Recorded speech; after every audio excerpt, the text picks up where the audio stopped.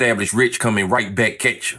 And we getting straight into this situation with Finesse2Tymes because this is not new. This is just finally making sense to people. This was the result of a decision that was made the moment he stepped back into the industry after prison. Now, this video is not current, but it shows you where it started and how long this has been brewing under the surface. This is not a new complaint. This is a continuation of something people ignored when he was winning. Don't hit me.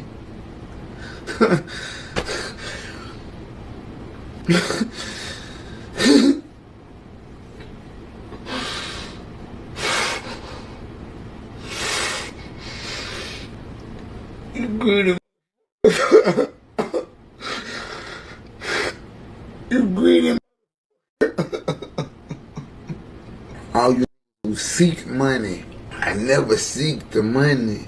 I just wanted for me and my family to be comfortable. Now, in order to be comfortable, I have to chase a bigger goal. Now, I have to become 100 millionaire to be able to make my family comfortable. You can clearly see this is not someone randomly crashing out online. This is someone who has been dealing with the same issue for a long time and finally hit a breaking point. The internet is just now paying attention because the success is not distracting from the problem anymore. Now let's deal with the real issue instead of the surface level comments people keep throwing out there. Everybody says he should have read the contract, but that statement completely ignores the position he was in when he signed it. This is a man coming home from a federal prison with a limited window to change his life and a desire to win as fast as possible. When you are in that position, you are not thinking like a corporate negotiator. You are thinking like somebody who does not want to miss their opportunity. You looking at the money being put in front of you, and you are trusting the people who seem like they believe in you. That combination of pressure, trust, and urgency is what leads to decisions like this. And that is why I do not look at him as stupid.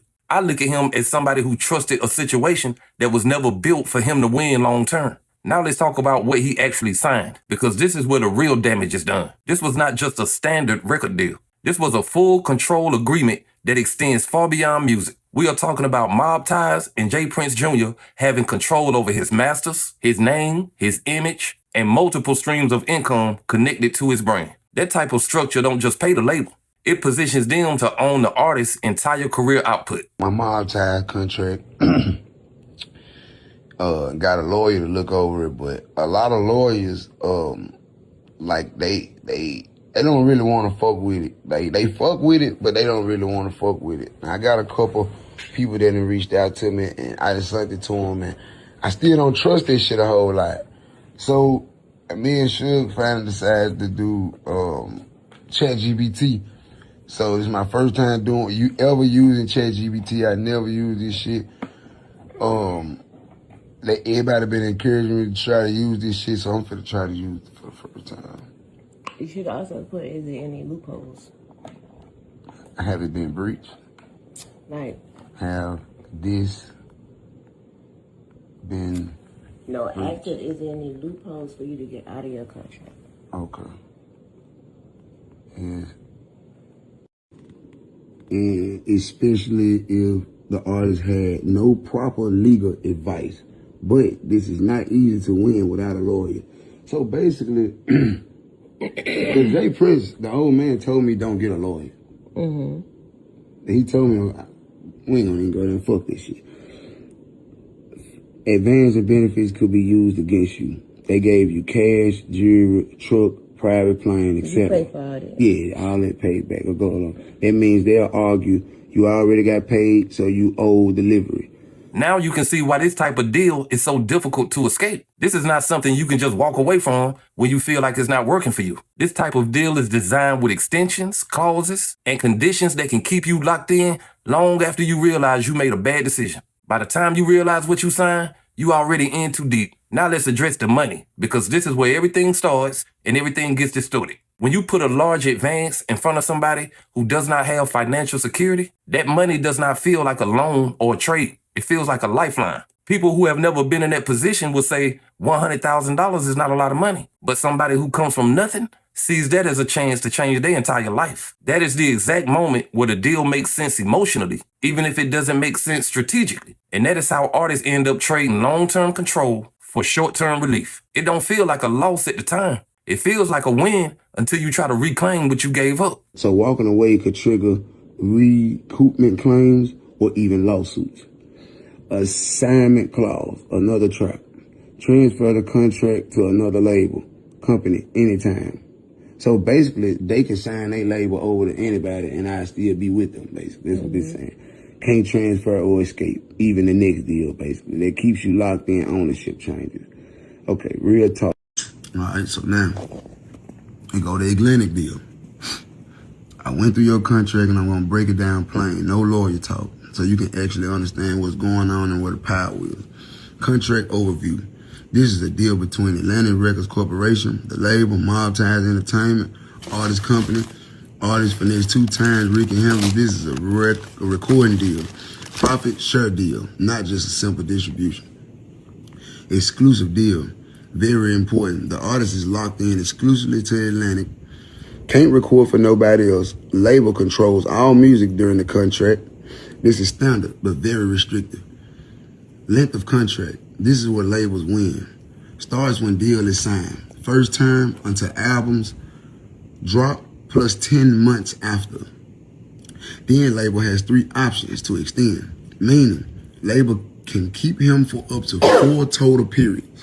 Now you can see the full structure and why this is not just a personal issue. This is a systemic issue that has been happening in the industry for decades. This is not unique to one artist. This is how the business has been operating for a very long time. And this is where I want to add another layer that people do not like to talk about. A lot of these deals are not just being offered by white executives. They are also being offered by black executives who learned the same system and are now applying it themselves. We have spent years blaming white corporate structures for taking advantage of black artists. But now you have black executives using the same blueprint and calling it business. The system didn't change. The face has changed. And that's a hard truth for people to accept, because it forces you to realize this is not just about race. This is about power and knowledge. If you understand the system, you can benefit from it. And if you don't, you can be controlled by it regardless of who you're dealing with. Now let's talk about the position he is in today, because this is where the real consequences show up. He is not just trying to make music. He is trying to find his way out of a contract that was never designed for easy exit. And that process is not simple, because it requires legal action, financial resources, and a new opportunity waiting on the other side. Most companies do not want to deal with an artist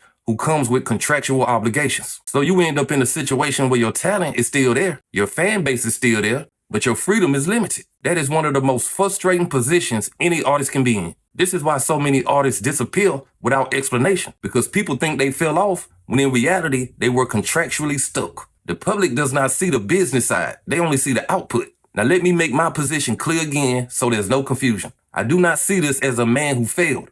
I see this as a man who walked into a system without full information and is now dealing with the reality of that decision. And if we're being honest, most people in his position would have done the same thing. It's easy to speak from a position of comfort. It is much harder to make perfect decisions when you are trying to escape your circumstances. The real lesson here is not to laugh or call him stupid. The real lesson is to understand how important knowledge is before you sign anything that controls your future. Talent will get you in the door, but knowledge is what keeps you from being owned.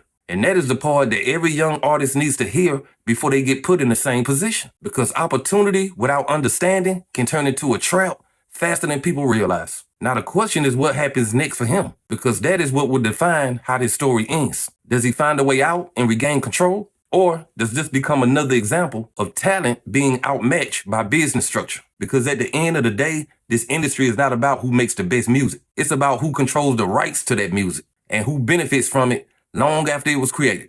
But hey, that's just my opinion. What's yours? Like, comment, subscribe. Established Rich. I'll be back with another one. Peace.